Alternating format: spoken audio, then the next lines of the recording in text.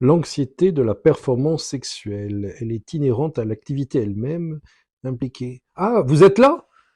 J'ai un livre intéressant en ce moment, mais ce soir, je vais vous parler de l'andropause. Ça vous intéresse?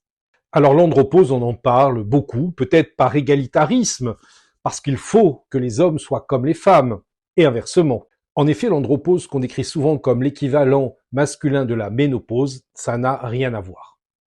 Ça se manifeste comment? Eh bien, par de la prise de poids, surtout au niveau abdominal, par des difficultés à avoir des nuits réparatrices, par plus d'irritabilité ou un sentiment de stress un peu permanent, mais encore des difficultés de concentration. Et puis on peut constater, dans les cas un peu plus extrêmes, une fonte musculaire, mais également des difficultés érectiles. Alors est-ce que ça touche tous les hommes? Non. D'ailleurs, une étude européenne sérieuse a montré que entre 50 et 75 ans, seuls 2 à 3% des hommes avaient des symptômes considérés comme sévères. Donc vous voyez, il ne s'agit pas de s'inquiéter de manière considérable.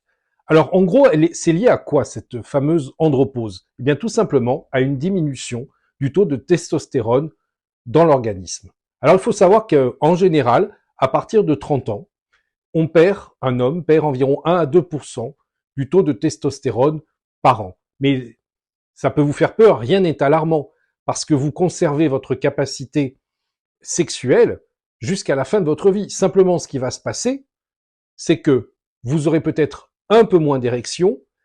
Avant d'atteindre le summum du plaisir, ça mettra un peu plus de temps, mais en aucune manière, cette andropause ne vous sclérose, ne vous empêche de continuer à avoir des rapports intimes. De la même manière, si vous avez une bonne hygiène de vie, jusque tard, eh bien, vous allez conserver un corps en bonne santé. Ça veut dire faire un peu de sport, ça veut dire manger sainement, ça veut dire ne pas boire trop d'alcool, évidemment ne pas fumer, mais également continuer à avoir une activité intime épanouissante avec votre partenaire de vie. Donc, ce que je voulais vous dire ce soir, pas d'inquiétude, l'andropause, ça arrive, mais en général, rien de grave.